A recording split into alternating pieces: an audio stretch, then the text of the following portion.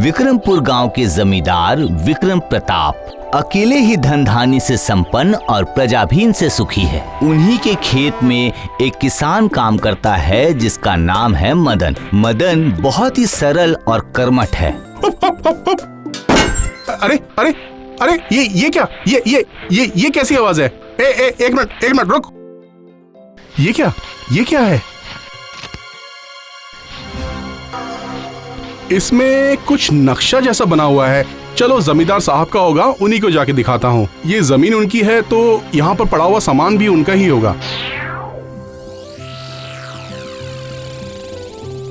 मालिक मालिक मालिक! अरे अरे अरे क्या हुआ मदन? तुम इतना हाफ क्यों रहे हो और तुम अपने हाथों में क्या लिए हो? आपको तो दिखाने के लिए लाया हूँ। अच्छा दिखाओ। देखिए मालिक। अरे वाह मदन, तुम क्या चीज लेकर आए हो मदन? उफ, मैं तो खुश हो गया।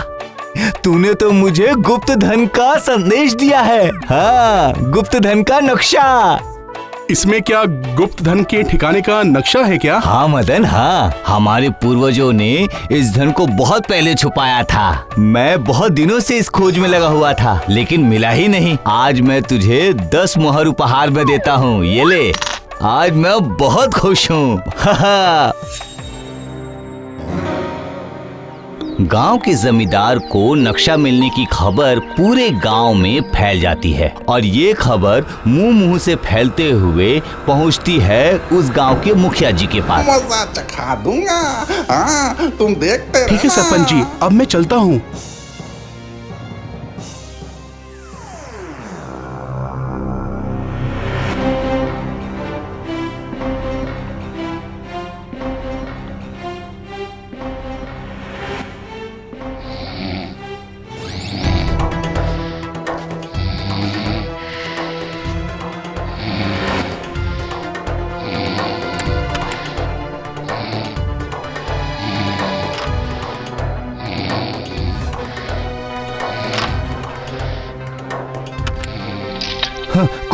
कौन है?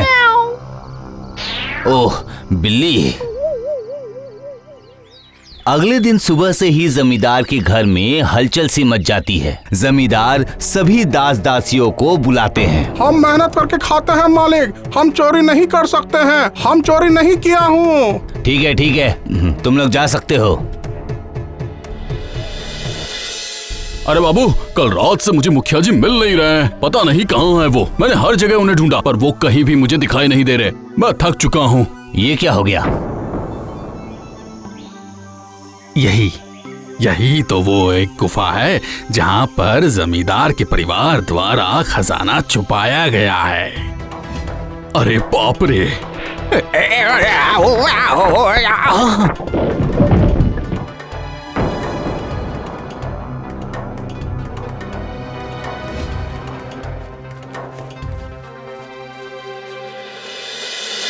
अरे बाप रे बाप! कितना सोना है। अब मैं जमींदार से भी अमीर हो जाऊंगा।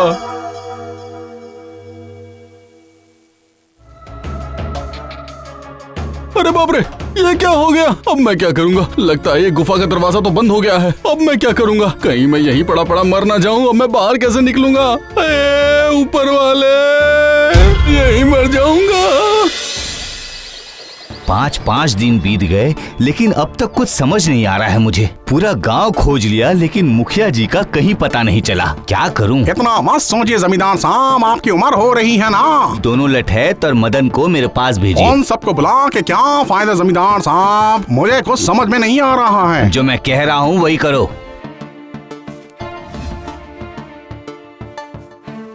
अच्छा हुआ तुम लोग आ गए।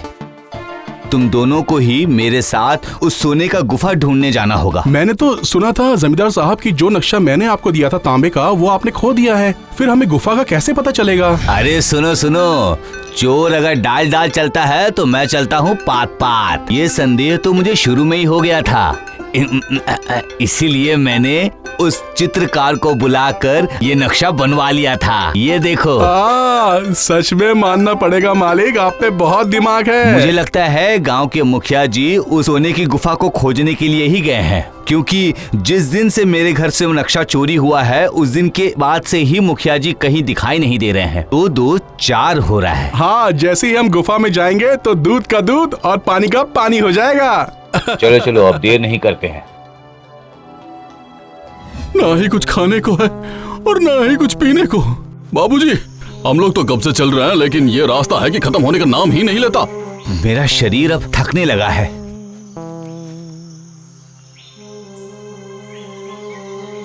मदन, मैं थोड़ा आराम करूंगा। मालिक, एक काम करिए, आप पेड़ की छाया में बैठकर थोड़ा आराम कर लीजिए। हमें दिन के उजाले में ही पहुंचना होगा, नहीं तो बहुत रात हो जाएगी। ठीक ही बोल रहे हो, जंगल है, रात के अंधेरे में सांप और कीड़े मकोड़े कुछ भी निकल सकते हैं। तुम लोग सावधानी से गुफा की तरफ जाओ, मैं घर लौटता हूँ।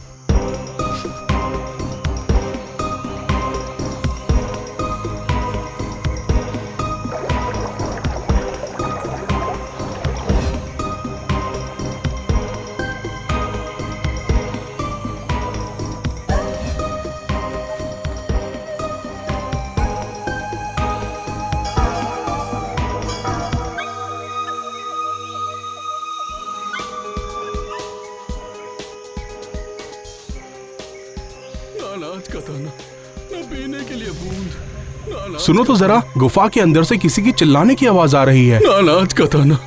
लेकिन गुफा का मुंह तो पत्थर से बंद है। अब क्या करें हम? चलो एक काम करो, औजार निकालो, अब हमें पत्थर तोड़ना होगा। अनाज का दाना, न पीने के लिए बूंद। अनाज का दाना, न पीने के लिए बूंद। जोर लगा के आयशा, जोर लगा के आयशा।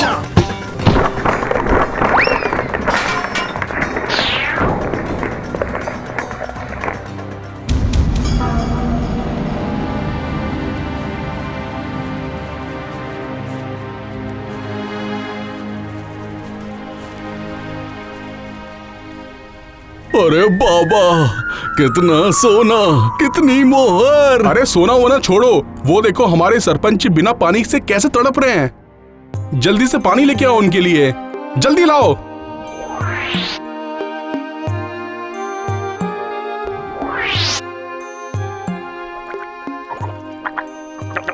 जमींदार साहब ने हमें यहाँ भेजा है, उन्हें पता था कि आप यहाँ जरूर आएंगे। मुझे माफ कर दो।